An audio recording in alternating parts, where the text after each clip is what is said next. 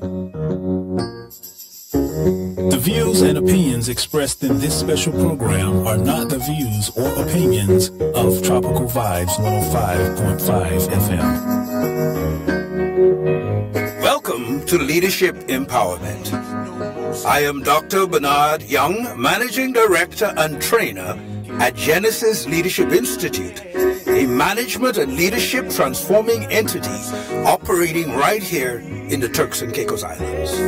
Our sponsored program, Leadership Empowerment, is primarily focused in building leadership capacity and transformation to ultimately help leaders across all levels of engagement to successfully pilot change and navigate the many challenges of leading change, leading competition, and in leading complexity in a risk-oriented and diverse cultural, ethnic, and multilingual operating environment.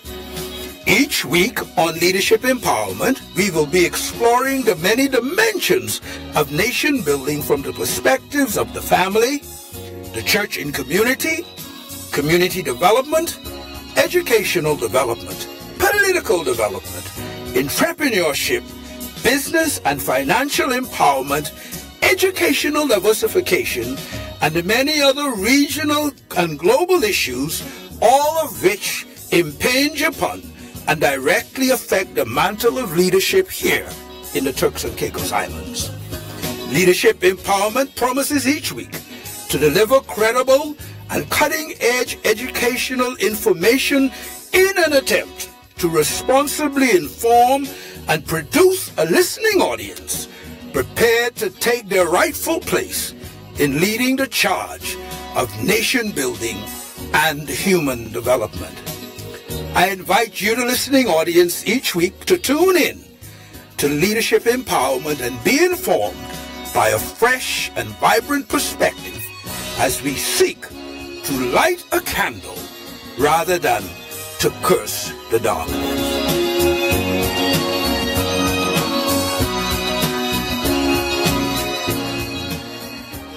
Good day. I'm your host of Leadership Empowerment, Bernard Young, and I'm privileged today to be alive and well, and I have a very auspicious guest today, someone who knows the length and breadth of this landscape, who is very familiar with the hierarchy of government, a school teacher by profession, former Minister of Education, Deputy Chief Minister, former Speaker of the Honorable House of Assembly, now a talk show host, and we put him in the category of a community activist, an activist for positive, progressive change. I could put myself in that same category because it's all about the change transformation to make TCI stronger, faster, better, smarter, so we could take our rightful place among the nations of the Caribbean and the nations of the world by making our contribution and to impact this globe in a positive way. And I'm just privileged to be in your company today, sir. Thank you for accepting the invitation. The privilege is mine. Yeah. And we take the normal format. Our theme has been an unerring theme. It's not changed in one bit from the day the program was launched. It's always been focused on the subject of nation building. But today we take nation building from the dimension of this. What it really is. What is nation building? And how do we go about starting it? What is nation building? And how do we jumpstart this process? Most changes happen over time by men and women who see a vision, plunged in towards it, and beckon individuals to start the discussion. Everything starts with a wholesome, holistic, well-discussed discussion to ferret out and touch the diverse areas of the topic. And particularly today, the topic is nation building, what it is, how do we start it. I'll open up with a short word of prayer and a short scripture, and we'll plunge right in, sir.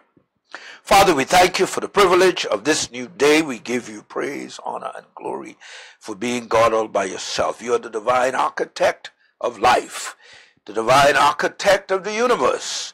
You hold time and seasons in your hand, and you impact the earth by giving men and women visions of moving their communities forward, moving the nation forward. And God, when we subscribe to your vision and we take the medicine of making the necessary changes, we are indeed blessed. Blessed is the nation whose God is God. And Father, we commend you now to this hour.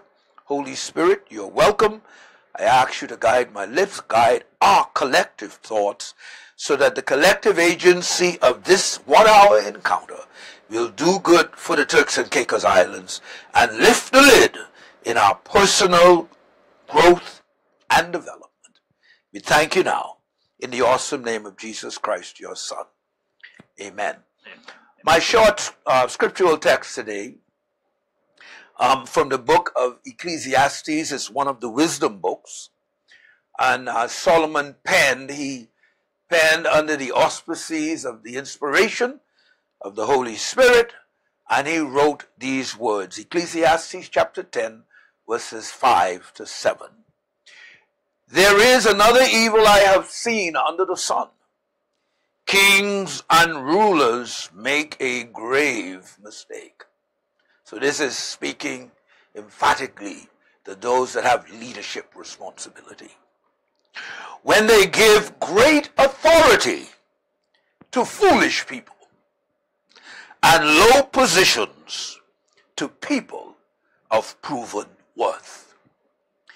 I have even seen servants riding horsebacks like princes, and princes walking like servants. What a situation. What a condition. When things are discombobulated and disjointed and disconnected, growth and development cannot happen. Nothing progresses in real, meaningful terms, and unfortunately, we can't have that collective development that's necessary in nation building. So today, our theme, nation building, what is it? My honorable guest, when you hear about building a nation, what comes to you? What is your take? Well, to begin with, the term nation building, in my view, Yes. is all-encompassing. Yes, sir. It's multifaceted. Yes. And it speaks to so many areas. Now, so often, we tend to focus on building blocks going up, and in our case, hotels, or even miles of paved road. But that, in my view, and I would submit, Yes, is sir. not the most significant component of nation building. Yes, sir.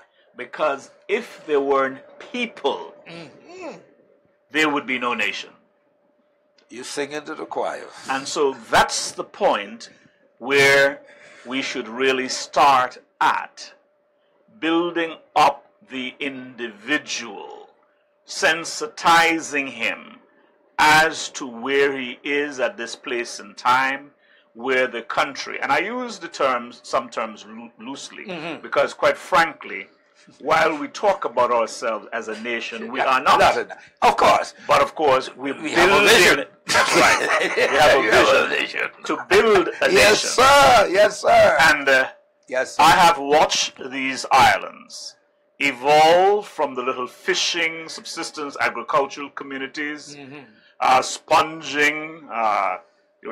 In the early years when it was sisal and cotton, and that changed to salt industry in Grand Turk, and then you have the bases that help to add to the community, and what have you, and now it's tourism. But the most important thing, as I said, are the people in the country. And unfortunately, this is where I think we have not placed sufficient emphasis. Right. And so, in many ways, we have allowed the physical development to surpass our spiritual and, if I'll call it, intellectual development. Right. And perhaps that's one of the reasons why for so long we have been ruled by others. And it seems to me like the end is not yet quite in sight. Now that's an interesting, for those of you listening out there, you are welcome to chime in by calling in at any moment, at any time. You know the call-in number. In the international arena, the area code would be 649-243-0101. And we invite you, please, to call in and let us hear what you, the listening audience, or those of you in the international arena, streaming by internet or some other platform, what is your take on the Turks and Caicos Islands, who is not yet a nation per se, but we are talking and speaking about becoming what we're not yet, building a nation. And so much of what we're talking about is indeed speaking emphatically to a vision. That's correct. Write the vision, make it clear, make it plain, so those that read it, those that catch it, it can excite them and activate them and move them and sensitize them to begin to first focus on building self. The Honorable, my good guest today, has indicated very clearly, through using precise language, that in nation building, the first component of any capable leader's focus is to build and empower people, to grow them, to sensitize them, to make them aware, to make them conscious. Let's talk about first identity, because we seem to have a crisis with our identity. Who are we? My brother, it's almost like you are reading my mind, because that's exactly where I was going. If Haitians travel almost anywhere in the world, people who are familiar will know that's a Haitian. Okay. If a Jamaican travels anywhere in the world, yes, sir, after the first few sentences, one can say that's a Jamaican. Yes, sir. Who are we, Turks and Caicos Islanders? Question mark. Yes, sir. We have been called all sorts of things, and because we have, unfortunately, our people to label us. Legally, the British used to call us belongers. What the hell does that mean? Belonging to what? You see what I mean? Yes, sir. Of course, it's now changed to call ourselves Turks and Caicos Islanders. Yes, sir. But the point I'm leading to is this. What is it that differentiates one group of people from a different group of people, or one country from another? And to a great extent, it has to do with your culture. And unfortunately, it is my view, because of lack of planning. And you see, our planning, like I said, we've done a good job in terms of planning for buildings and heights and restriction. And what have you, setbacks and whatever. Pretty good in that area. Yes. And Excellent. improving upon that. Yes. But planning for the human component, we have left alone. Right. For instance, in my research, I saw where back in the 60s, some of the legislators started complaining or expressing concerns about Turks and Caicos Islanders being outnumbered as development takes place. Yes. And bearing in mind, Back in the 60s, there was little or nothing. I tell many individuals, at that point, take Provo as it is today, a lot of the folks used to go up to Middle Caicos to work on the farms. People from Providencial wanting to go by boat in the Bahamas. They had to go to Grand Turk to clear out and then sail back down here. Wow. What kind of ignorance? You know what I'm saying? But as I said, they expressed concerns then about being outnumbered. And lo and behold, read the statistics. Of the 30-something thousand people here, only 13,000 are Turks and Caicos Islanders. And if you even check that down narrower, while I hate to go into that area, we have to. There are only the fewer numbers still who are Turks and Caicos Islanders by birth and parentage. Because many others have acquired through marriage and through the length of time they've been here and so on. So I say again, we have not done a good job in that regard. And the point I'm leading to is we have allowed the other cultures to dominate and suppress our culture. Now, this is a very interesting truth.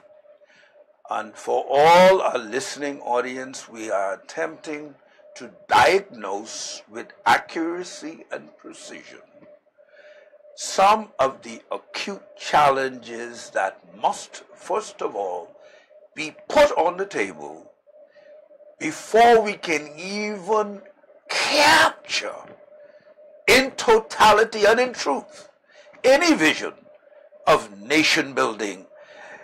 We seem to be beleaguered and hamstrung by a very fundamental situation in which we lack inherently an identity that differentiates us beyond any other cultures here, that is overarching over the other cultures, and in most instances coming into a country you adjust and adapt to the prevailing culture of the country that is pre-existing your arrival.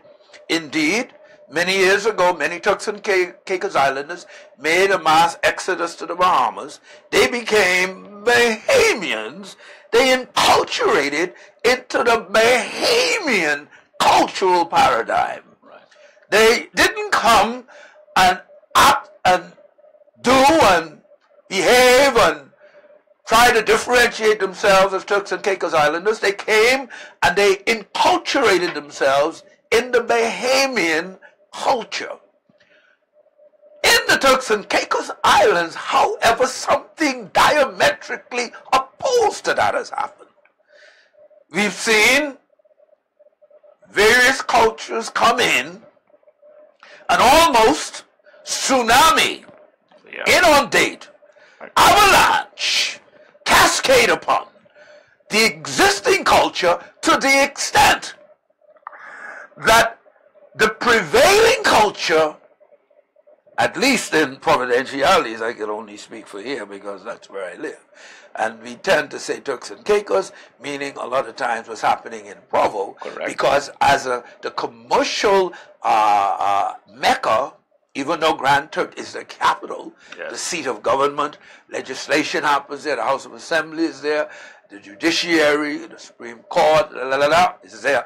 But the commercial thrust of the Turks and Caicos, the engine that drives the economy, is situated in Providenciales, and by and large, the banking infrastructure, the finance infrastructure, the insurance infrastructure, the hotel infrastructure, the major business enterprises that are driven by other cultures that have domination and have dominated the landscape are driving, in fact, the Turks and Caicos Islands in a direction that's determining policies. Yes. It's determining who gets monetary support. Correct. It's determining the future of what these islands will morph to in a direction that's not being driven by the indigenous people. What is happening there, sir? These are the teasing issues of leadership in this country. As I see it, in many instances, we are sleeping through a revolution. This country is changing rapidly, but because we are sleeping, we don't see it. And one day we're going to wake up and find a country that we know no longer. It's sad to say that. I'm not saying that the way we used to do things in the 60s, we have to do it now. I fully understand that, sir. Changes must come. But there are some aspects of things that you would want to cherish, you would want to continue. I will put it to you that Jamaicans will be eating ackee and saltfish for the next 1,000 years, if life lasts. Yes, they ain't changing. That ain't changing. All right? Where? How many places in Turks and Caicos can you go to and find a real authentic Turks and Caicos dish? Very interesting. I know Grammy's Kitchen on the airport road, they do a lot there, and a lot of the native drinks, rubbery and whatever. But most of that is gone. Where can I get some Wilkes soup? Maybe I have to get the boat to Salt Key. Maybe to Salt Key. You get what I mean? And I mean, so many things are just being lost and lost forever. A lot of the old stories that were perhaps unique to Turks and Caicos, we don't hear about them. A lot of the folk songs, that's why when I first came back from Jamaica, I used to teach my children Jamaican folk song, because I wasn't taught anything about TC Island. You get what I mean? Yes. And there's so many things about Turks and Caicos Islands, because we depend a lot on foreign teachers, and many of our own local teachers have not delved into our history and be able to speak to the issues that many of our children just don't know about it. Yes. You know, and things are dying. I know as a little boy, when someone dies and we have a wake, it was nice to go and listen to the older men rhyming, the singing and chanting, rhyming along. I doubt many of these young guys who didn't know anything about that. Have a clue. It's just not there. And then, of course, like I said to someone, I listen to songs not just for its beat, its music. I listen to the lyrics. And it's like a package deal. For instance, a lot of these rap songs from America, they speak about gun and violence. Yes. They degrade women. Yes. So that becomes ingrained in the youngsters' minds. Yes. So then what do? They eventually carry that out. Yes. I said on a previous show, I don't know, and I'm not rapping on the young men, I don't know how many of them know how it is to court a young lady, to take her on a date, to pull out her chair for her, to fill her glass for her. Right. Now, some may be critical of my view, but because everything is being done now in a microwave fashion. Yes.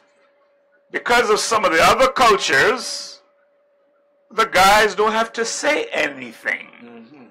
They only have to show up at the right time and show the green power. Money. Yes. And so no talk, deal done. So in many cases they say now, why do I have to wait maybe 5 months, 6 months before that young lady says yes? Yes. Or take me up on an appointment? Yes. Yes. On a date. The same thing with dancing. I grew up, of course, in Jamaica, but it was a pleasure having a lady on the floor dancing, and of course in Jamaica it was their music. Right. Go to most places here. If you can't dance by charter, then something wrong. It was an art form. Yes. It had expression. Exactly. It had meaning. It taught you rhythm and movement and you synchronized movements with your partner. There was a mental connection because an indication in one direction, she knew exactly what was about to happen and what she had to do. There is, this whole consciousness is lost. And I know we're talking about the very fundamental basic things, but if we don't get that right and we're off base with that, I am almost certain the more higher level things we're just going to be out of the ballpark and out of the game. So true. And I am one speaking about this whole concept of nation building and the fact that we haven't done a good job culturally. That is even so because of certain weaknesses even in our educational system. Interesting. And that is where you really touch and change minds. Education. Yes, we have given scholarships. We've done a fairly good job in that. But just giving scholarships is not properly educating our people. The curriculum in the schools from primary level upward, if you're talking about nation building and developing national pride, that should tell you of the role of many of our forefathers. Just the other day, I was talking about the contribution of Gus Lightburn with some young men, of Paul Higgs in North Caicos, of my late father in Middle Caicos, of Shorty Smith in Salt Key. And I make that distinction because generally the Salt Islands, they were always a step ahead of the other islands. Why was that? Because of that precious commodity salt. In fact, Grand Turk was settled over 100 years before the Caicos Islands, because the Bermudans came then, established the salt industry from in the 1660s. Wow. And they started, well, with their little form of government, mainly for them. And so Grand Turk, South Caicos, Salt Key, they were the principal salt islands. Centers of commerce. And even though South Caicos was part of the Caicos Islands, they did not see themselves as falling into that geographical sector because of salt. We in the Caicos Islands were the real so-called west of the buoys. And I'm not saying this from a point of division. It's more of appreciating where we came from. Yes. And so I was saying to that gentleman the other day, when representative government first started, again, it was pegged to those who were the participants in the salt industry. Right. Just like in Jamaica and elsewhere, it was the plantation owners. Right. And so the Caicos Islands didn't have any real representation. And it was men like Gus Lightburn and Paul Higgs. When the British officials came around, they said to them, look here, we need and demand representation just like the Salt Islands. Right. Initially what they did, they handpicked or nominated one or two individuals, but then afterwards it became election just like all around. Okay. I mean, again, these are things that need to be properly documented in a book form. Right. Because unfortunately, there isn't much recorded. Of course, Dr. Mills or Sadler, a couple other people did some writings, but we need much more. So a lot is lost to the people of these islands. Right. So what you're suggesting here is that because of this disconnect of our historical truths that have not been passed down from generation to generation, we now have grown up a people, Turks and Caicos Islanders, of course, who are totally disconnected from the truth of their past. There is nothing to attach to help give that foundation that's needed when you're talking about a culture, when you're talking about an identity, when you're talking about knowing who you are in the face of all the invading cultures coming among you, and knowing how to maintain and keep the process of your life and who you are and what you are, the family connection, the belief system, the understanding of the whole island and its history and its culture, to be able to speak that to others, to be able to have that commanding confidence. Because one thing identity does, it gives you confidence. No doubt about it, it does. But when you don't have that identity, yes, if there is an absence of confidence. And then, of course, we start to duplicate and replicate and embrace what's not legitimately and genuinely Turks and Caicos Island. that is so true, and that is why in many instances it is difficult for us to stand out. And again, because of the numbers, we have failed to strategically place people in certain areas. For instance, and of course first impressions are lasting impressions, whether it's at the cruise port, whether it's at the airport, no one should have to come in this country and ask what language you speak. Wow. That to me is almost an insult, but I don't wrong them. Yes. Why? Because of many of the persons whom we have out front there. Right. So I just want to confirm something. And for all of you listening out there, this is Leadership Empowerment, and we're talking about nation building. And we are very concerned that we're losing our identity, and we've become enculturated by the other identities around us, to the extent where what it means to be legitimately a Turks and Caicos Islander,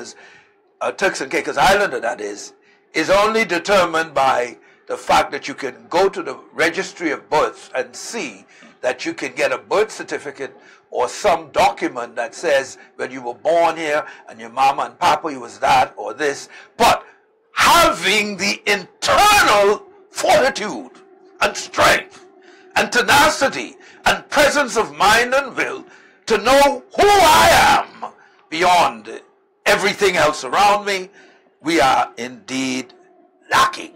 So today we are in the midst of this discussion, attempting to re-identify our true roots, our true identity, so that we can begin to be and validate who we are. I would like to say this. There are proven statistically and factual more than 45,000 Turks and Caicos Islanders and individuals of Turks and Caicos Island direct descent in the Bahamas right now. Lawyers, doctors, teachers, hotel managers, business executives, across the wide spectrum, properly prepared, properly trained, strong in identity, that there's pool of individuals that could bring such a valuable contribution back to their home and place of origin. Why do you think we don't even seem to have that on the radar?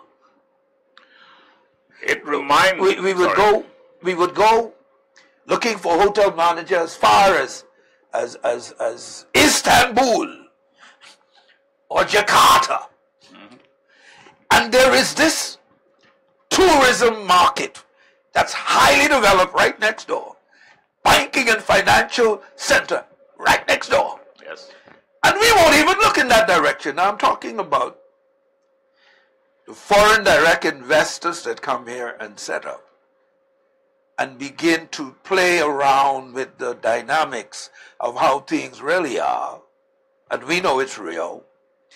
And every decision is taken to maintain and inure into the future an unbroken pattern of control, of being able to drive the car of this country in a particular direction. You see, there are, again, some vital missing links. I have basically studied the Caribbean region and its development. And almost every one of them, they got their start, be it from their leaders or those who became their business sector, living and working elsewhere and coming back home. Yes. I gave the example, for instance, if you talk about Jamaica, if you talk about Guyana, if you talk about Barbados years ago before independence, you talk about the Bahamas too. Yes. All of those leaders got their training in the United Kingdom. Yes. During a period when the Africans started to move to independence. They got their inspiration, along with the training, came back home. Yes. And then started, as it were, the revolution, that is socio-political revolution, yes. in their country. Right. I love the little island of Anguilla, and I visited many times, and know a lot of political players. Ronald Webster, who became his first chief minister, the same thing. He went, I think it was Curacao, did very well for himself, came back home, bought a big generator, supplied many in the neighborhood with electricity before government had electricity. Wow. Acted almost like an unofficial bank, lending people money to do things. No wonder he became the first premier. I mean, and when I say that, he wasn't doing it just for the money. It's a matter of helping, standing in the gap, see the need. Empowerment. Exactly. Yes. And so what I am saying is that few of our prominent persons who've gone to the Bahamas have come back and assimilated in this community. Now, as I see it, sometimes it's the small-mindedness of our people. Okay. There seemed to be that resistance to some of our people here. To their own? Sadly, who is he? Because he's been in the Bahamas, he thinks he can come and tell us this, that, and the other. They are not embracing, but they fail to see the same man you talk about from Turkey, Istanbul, or from Indonesia. He come and, well, how could we accept him with open arms and embrace him and then bow that is the and point. genuflect, You know? and destroy our own? What is it about us? Drexel Seymour wrote a nice article, and I've started reading it a couple times, and this is one of the things he mentioned. We are closer in culture to the Bahamian people. In fact, one culture. Of course. And if you go back to the 60s, many of our people went to the Bahamas and got in leading positions there. Of course. I was amazed once when I went down to the radio station, television, the power company, the broadcasting company, Turks and Caicos Islanders in prominent positions. Hotel industry. Yes, and so there ought to be no problem, as far as I'm concerned, with them coming back, gaining acceptance, and putting their skills and where possible their financial wherewithal into this community. Right. And it would be better if we did that, even though it's getting late, but do that as opposed to so many of the others. Because as far as I'm concerned, and I've said that plainly, while I have no problems with those who are here legally, I have come to the conclusion we have enough Haitians and Turks and Caicos. We have enough Dominicans. We have enough Jamaicans, Filipinos, and what have you. Yes. Now, having said that, if other people from those nationalities should come here, it should be people with specific skills, finance to invest. Yes. And that is why, like Drexel, I'm one of those who believe we should set a quota. Now, the quota thing is too late for Haiti. That's gone. And as you know, we have the major problem with a lot of their illegal boat people, and it's going to increase even more as Trump gets tighter and tighter. Right. Just last week, the Bahamas ship out 100. Yes. They're getting tight and serious. Right. And then the more it goes there, they're going to trickle back through here. Yes. But all I am saying, it would be better to embrace. Among almost every one of us, I'm not saying they're all coming back. I have a sister who has been there for 40 or 50 years. She has children. I mean, they're entitled to status here. And almost every other person that you can think about, they have some relatives there. We have far more in common. In fact, what we celebrate now is Mas Canoe and what have you, in the early years, was taken to the Bahamas, and they improve upon it. I mean, some behaviors will take issue with me. Call it, no, but it's true. Call it Junkanoo. It's a true all right? fact. But Turks and Caicos, even in the entertainment field. Yes, there were Sly Roker, I Love You Forbes, and so many others prominent in that field. You know? Yes. There is this commonality that we share with the Bahamas that we downplay for some strange reason, and we don't piggyback on the advantage. Yes. There's a core competency. There is an advantage to embrace the skill sets, abilities, the competencies that has been built in the Bahamas that is available to help build the Turks and Caicos, to help structure the Turks and Caicos, to help empower Turks and Caicos Islanders. In fact, even in the teaching profession, why would it be required that we cross-fertilize with so many different cultures when we have the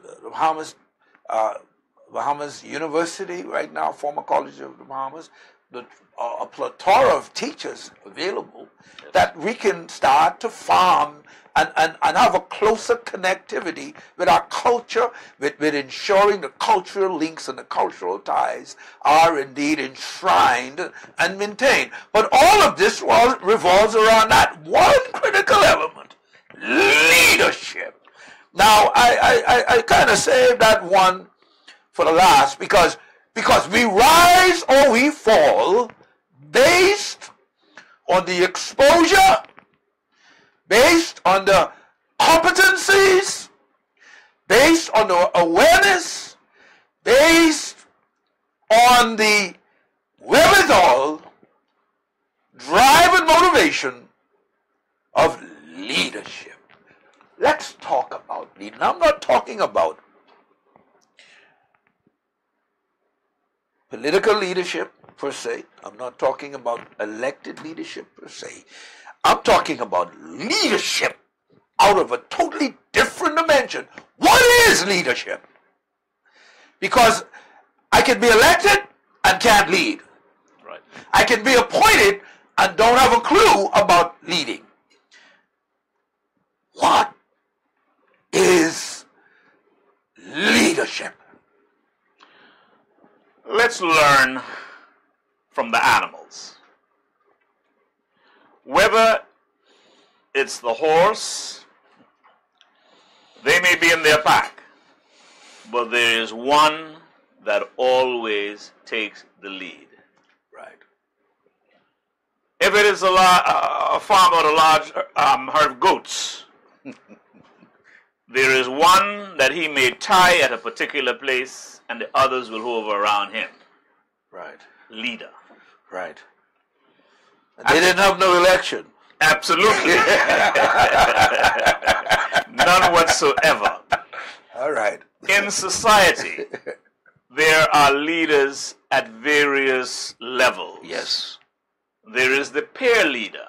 Yes. I mean, I don't like to always show myself as that great example, but from the time I know myself, right, I have hardly ever been just following. I have been leading. Right. And so whatever I have done as a young man, right or wrong, I did it because Robert Hall wanted to do it. Right. Not because of some peer pressure or somebody telling me this is what I ought to do. Right, right. And I always encourage that for my children and others. You're going to make your mistakes, but do it if on your own terms, not because somebody else says so. You have leadership in the communities, in civic groups, leadership in the church. Yes. And of course, it goes on right up to the political realm. You may want to escape that, but I won't, because we're talking again about nation building. Yes, and sir. ever so often, it is the leader of the nation that sets the tone. Wow. I always remember growing up in Jamaica, there was a great competition between two first cousins. Sir Alexander Bustamante, who was leader of the JLP, and Norman Manley, leader of the PNP, still Right. the two main parties in Jamaica. Norman Manley was one of the most brilliant lawyers the West Indies, perhaps the world, ever produced. An outstanding athlete. Bustamante was streetwise. Street. Didn't go to college. Yes. But he had a vision Yes. and certain amount of practicality. Right. He was the one who was able to lead Jamaica into independence. Wow. And so when I talk about leadership and about vision, it doesn't always mean you have to be a teacher, you have to be a lawyer or a doctor. But it means having that vision, that conviction to pursue your dream. I am afraid in our case, too often we have individuals who come to power but lack that conviction morally, spiritually, or anyway to really lead and inspire a people. Martin Luther King was not a politician in the elective sense. No. But because he had that strong moral conviction, Yes. prepared to make the sacrifice, Right.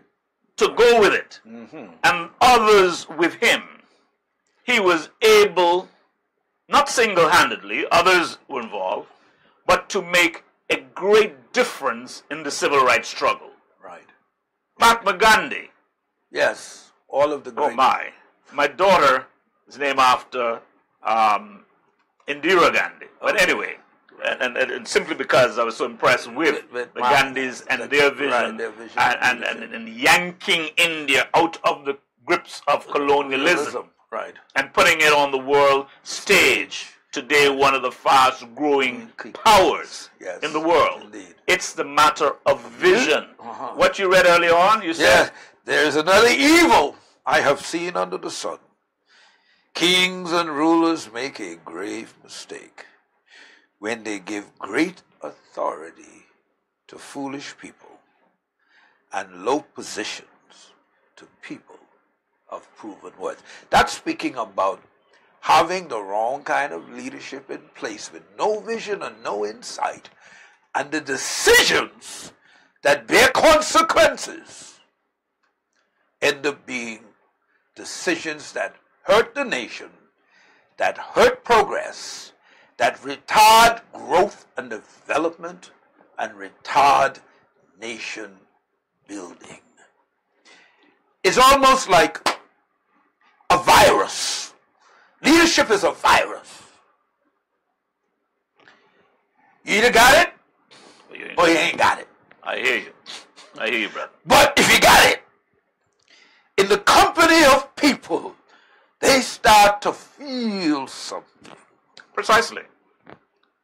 And you know, that's why, again, I go back to leadership, again, like in the Bahamas. Yes. When Sir Lyndon Pinlin came on the scene, I think it was about 67 somewhere there. Right, 67, you're right. Bahamians couldn't play golf. Couldn't.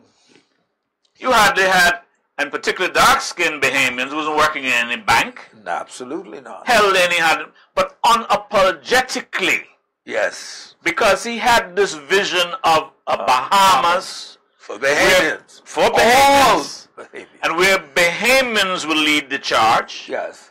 He said to every one of them, from now on, the rules of the game change. Exactly. And the other day, I was speaking about Mr. Flowers, who was part of this lottery thing here. Because he told me his story, Craig Flowers. Yes. How, Be an exceptional pilot. yes, how as a young pilot Right. in the Bahamas, when the American started opening the door for black pilots, Pinling called up one of the companies and said, I have somebody for you. But if you can't use him, send him back to me. I got work for him to do. Wow. And that's a great and powerful vision. Yes. See, I'm talking about people with vision. Yeah. And he speaks, that's Flowers, of how when he went to the United States, and showed up in his uniform, got up in the cockpit. Some, of course, whites and others, some walked off the plane. Some pilots didn't want to fly with him. But eventually from there, he moved and actually set up airlines for Gaddafi and others up in Asia, and this way he made his dollars to come back and invest. Exactly. You see what vision can do. It opens and that doors. Opens doors. And that was one life that now touched thousands of lives. Yes, indeed. Indeed. Now we have had several leaders in this country. And I have mentioned some of those that were there before the ministerial system. Right. And since that came about in 76, we have had no less than 9. Okay. Now, some of them, in my view, had great visions for this country, and I don't want to get into the individual sides of it today. Right. But some of them allow themselves to get sidetracked from the vision. Yes, indeed. And what I find, and let me use a sporting thing, sometimes, like in a cricket game, you may have an excellent captain. But as excellent as that captain may be, if his team members can't rally around him, that team cannot succeed. That's right. And on the other hand, there are times when you have a pretty good team, but the leader lacks vision. Right. And it kills the team. Kills the team morale. So again, what they should be achieving, they can't. I do believe also being a person of the cloth, a clergy, but I am many things because I have to traverse wide society, maintaining the integrity of who I am, but still understanding business, understanding finance, understanding economics, understanding a multiplicity of things. We have to be exposed. And the greatest strength of a leader is when a leader is exposed. You can see how the dots connect. You can see how one thing in this quarter will affect something in the other quarter. You can see how things will cascade down or up based on touching the right levers, knowing what to do, but it must come out of a sense that's unselfish. Correct. It cannot be about my self-aggrandizement, my personal monetary claim and worth. Leadership in the moment is calling for something much, much more different. And unfortunately, what we've been seeing, and what the world has been seeing, and our youth have been seeing, and most of our people has been seeing, is not that kind of servant leadership. Right. But a different model of leadership. So even in their minds now, their leadership is based on the bling. What is going to give me? What car am I going to drive? What house am I going to live in? That is not the kind of leadership we're promulgating or advancing here. We're talking about leadership. I call it a spirit. There's a spirit of leadership. Right. And today, for those of you out there, our call-in number 243-0101. No one has called in, and I am very much amazed. I had to call in on my show. Don't call in at all. I don't know. Same thing. Not many calls on mine either. But you see, every time we start to touch things that have significance and meaning on the growth and development of this nation, our people are silent. I'll tell you. And you touch it. Well, maybe somebody heard you please just then. There's a caller. Come in, caller. We're listening. This is Mr. Earl Barranco. Welcome to Leadership Empowerment. Yes, I've been listening to the conversation, but I have a take on leadership and building the Chesapeake Zone. I'm a student of the late Jake McCartney. Yes, sir. All right. Your guest knows who I am, and I'm very, very much involved with the pulse of the church in Caicos Islands and where we go from here. Let me say this here that I keep telling my people when I get on the show or any show, wake up, wake up from this narcosis. We are sleeping, and we need, especially the leaders. But all this leadership that we had from the beginning, I mean, they were looking out for themselves and not for the nation, right? We are at a point right now.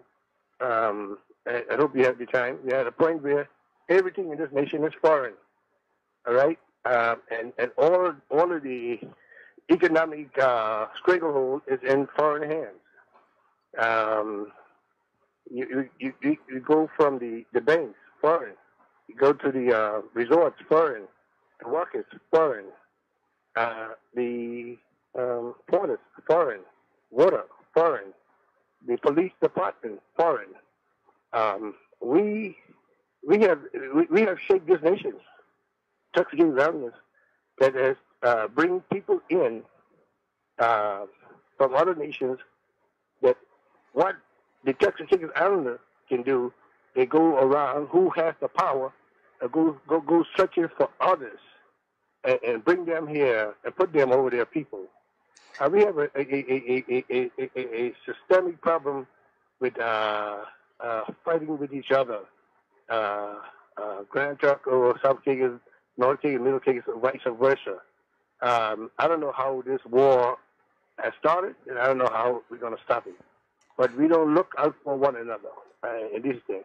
But let me say, before I close, we must put agriculture at the forefront of building a nation.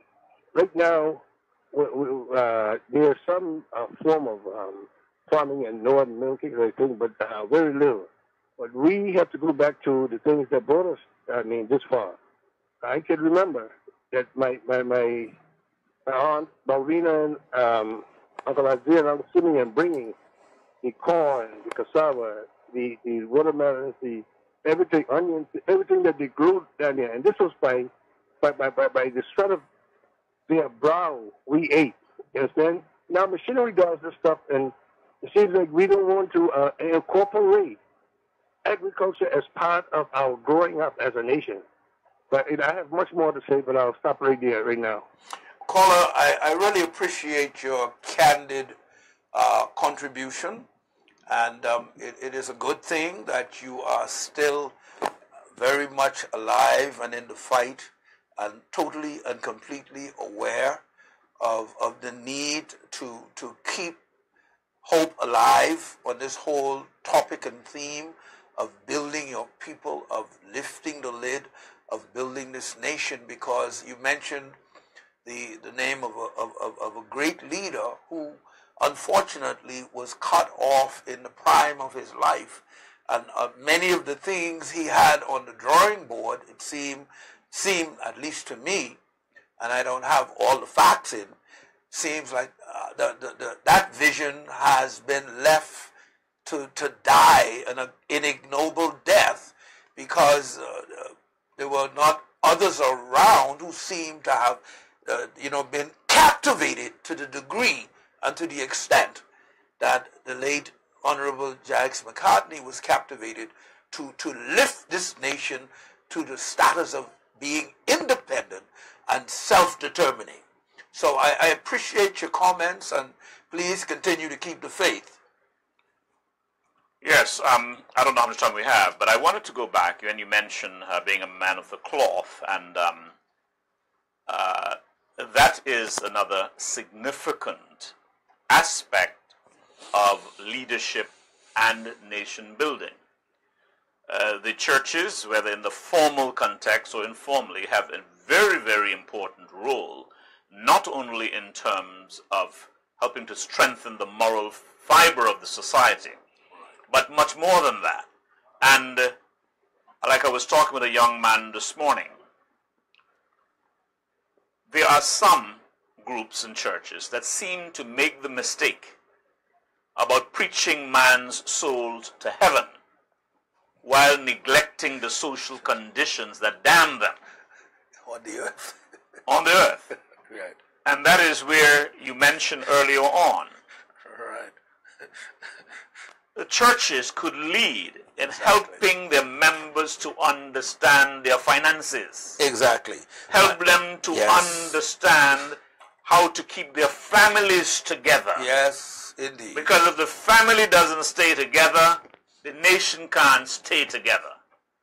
You know, there's such an all-encompassing role Yes. for the men of the cloth. Yes. And even when there are challenges, and some of them may have fallen along the way, human, many in the society still look up to them. Yes, they have a And very... they should always be mindful of that. Indeed, indeed. We've been examining on leadership empowerment today, nation building, what it is, how do we start. Our guest has been Mr. Robert Hall. I would wish for you, sir, to give any closing remarks. You have to come on anytime because we can't dice and splice this. We can't cut this hog right on one seating. Right. This is a series of meetings, of discussions, of opening this whole topic up because it indeed is the very pivotal topic upon which we should launch everything going forward into the future. Nation building. What is your vision to build this nation? Well, I have shared my views. In fact, on one of my shows, I talked about how you see Turks and Caicos Islands, for instance, in the next 20 years. And there are certainly serious challenges, but there are opportunities. And I firmly believe that if, let's start with who are there now, if they were to really take the lead, come to the people with the vision that they can grasp and follow, they would be there, even I myself, to lend support. Yes. The matters of illegal immigration Critical. is critical. Yes. We have to find a solution. We cannot build as fast as we wish with that. The way crime has been going, although there seemed to have been a little lull, we have to get a grip on that. Our natural resources, we have to manage them better and protect them for future generations. Yes. And on the matter of land, our leaders should be unapologetic in this, Yes. in reserving land at cheap rates, Yes. so Turks and Caicos Islanders can own a home. Yes. Yes. Definitely. So many of the foreigners have already acquired the plots and the prices are out of reach. Yes. Of course. The youngsters whom we are sending abroad and becoming educated, they are not going to be as patient as we are. And I see social strife if we do not address Act now. these problems and do so now. I believe Turks and Caicos Islands do have a great future ahead. We can be that shining light. Yes. However, there are certain drastic actions we have to take and take now. And we have to stand up to the British. Yes. Their agenda is different from ours. I pray that God will give our leaders the vision and the will to stand up for what they believe is right for Turks and Caicos. And may all of us as a community rally around and play our part. Thank you, sir. You've been listening today to Leadership Empowerment.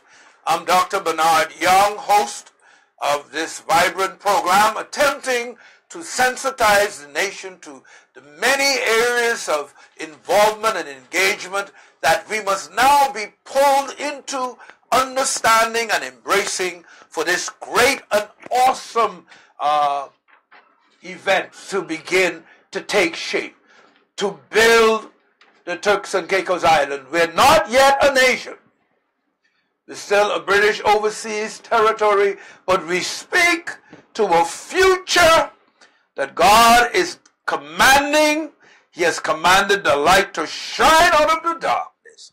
He shined it into our hearts and our understanding in the present sense. Now he wants to take us to that sublime place of the vision. I implore you, I plead you, I entreat you to wake up, everybody. No more sleeping in bed. No more backward thinking. Time to think ahead. Wake up, family and youth leaders. Wake up, our educational champions and our leaders. Wake up those responsible for economics and business. Wake up those in the health and housing sectors. Those responsible for engendering and protecting our history and our culture. Wake up! Those responsible for our systems and our institutions, our law enforcement, our legal infrastructure. Wake up! Technological and communication gurus, wake up. Those responsible for environment and our infrastructure, it's time to wake up. And more importantly, those who are in the commanding lead of political leadership in this country, responsible for laying blocks today that will build a sure and safe Turks and Caicos Islands tomorrow. Wake up! It's time to wake up. Let us light the candle rather than curse the darkness.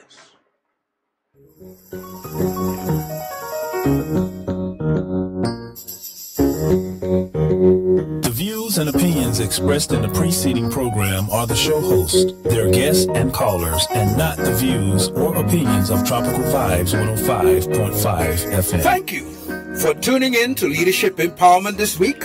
We trust that we have challenged you today to be an instrument of progressive change as we collectively enhance and improve the people of our nation to take their rightful place as the possessors and inheritors of this great land. We look forward to seeing you next week.